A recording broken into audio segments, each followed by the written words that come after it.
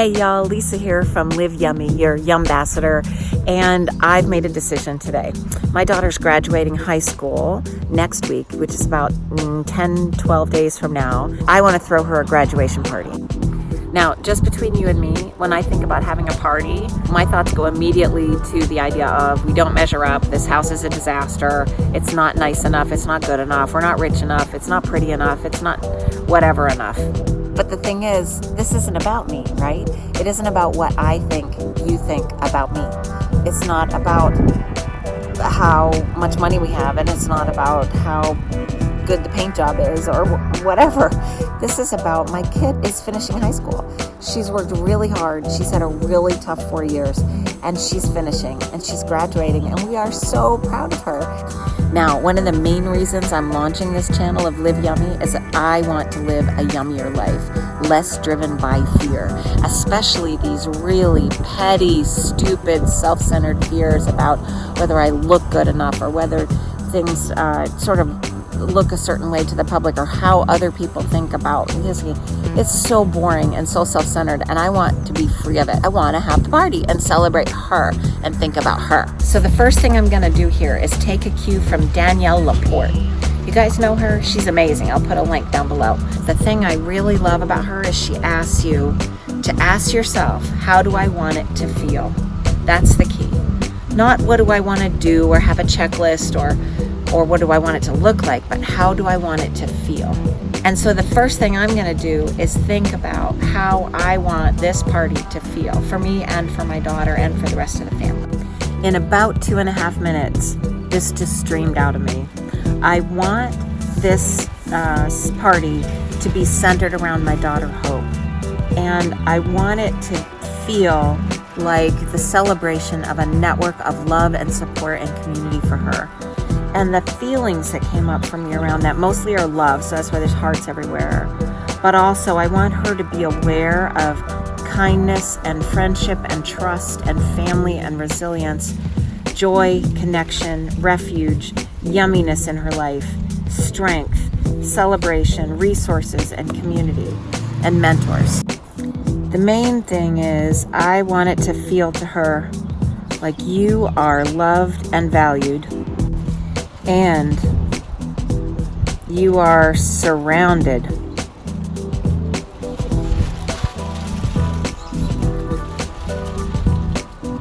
with community.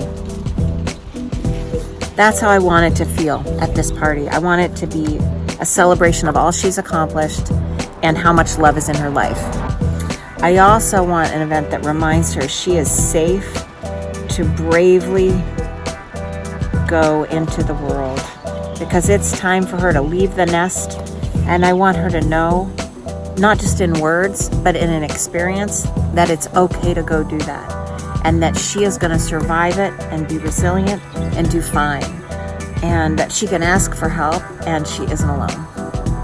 Now, I don't think all of that is going to come through from this party necessarily, but that's the energy that I want to go into it with, thinking about her and what she needs for her next step, not thinking about what I need in terms of social acceptance and making sure my house is perfect. Because this is what's really important. This is what's really yummy in life, is strengthening my child to be resilient and to be able to safely and bravely go out into the world with joy and not to be fearful. So I don't want to mimic fearfulness. I want to mimic courage. Because remember what they told us all when we became parents? Don't worry that your children don't listen to anything you say. Worry that they're watching everything you do. All right, so I started sketching out some things about, what would need to happen for this kind of party to take place. And my mind goes immediately to, okay, we need to mow the lawn 2 or 3 days before the party. Well, that's not the place to start. That's a really basic logistic thing. One of the first things is, do we want to ask Hope if she wants this party? Or do we want it to be a surprise? The principles we're weighing against each other here are that asking her if she wants it is the most respectful thing to do, right? Is giving the person a chance to decide if they want a party or not. They might for all kinds of reasons, not want to do that. The reason to give a surprise party, and we're not asking permission, we're just going to love you forever, and we're just going to love you in lots of fun ways, whether you're asking for that or not. I think in this case, I want to do it as a surprise, because if I ask Hope, does she want a graduation party? She's going to think about the concept of an abstract party, and she's not going to probably like that idea too much. And she's also going to have fears that come up around it ahead of time. The next step is, when are we going to have it? Because that's pretty key.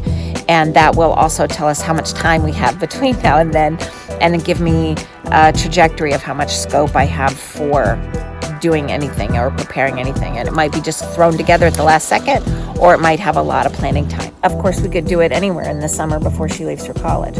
But I'm thinking that this weekend or next weekend are the two logical choices. So this weekend is freer and she's not expecting it. Her finals will be almost done except for one. And really, there's not any reason not to hold it this weekend, except that that's only 4 days away and not a lot of time to kind of get ready. The other option is to do it next weekend, which is the weekend right after she graduates. The challenge there is that she has a lot of school events for graduation, including an all-night substance-free party. She's going to be wiped out for that whole weekend, and I think with her, she really needs her rest to be at her best. I mean, as we all do. So I think this weekend might be the thing. In some ways, I think that's probably better, because I have less time to worry and fret and plan and overplan and overthink it. And it's really just got to be a sort of spontaneous art, make it something fun and frolicky and not worry. I don't have any chance at perfection by this Saturday, so it might be a little more freeing that way. So the first thing I did was send a text to her friends, her best friends that I had contact for, and asked them to help me get to the others, because I think having her best buds here would be the most important part, and everyone else is secondary to that. So I've also asked some family members if they could come, although they all live out of state by a little or a long way. So I'm not really expecting that any of them can come, but it would be a really nice surprise for her if they could. Now my job is to wait to hear from them and to think about things that I would want to do anyway, no matter when the party is. First thing with 4 days to go was to order the food, and I wasn't going to cook it. I wanted to enjoy the party, so barbecue it is. And then we set up the tent in the backyard and had the entire party outside, which was perfect. Didn't have to worry about the house at all. It was outdoors on a gorgeous June day. Couldn't have been better. We also added goldfish and Swedish fish because they're two of Hope's favorite snack foods.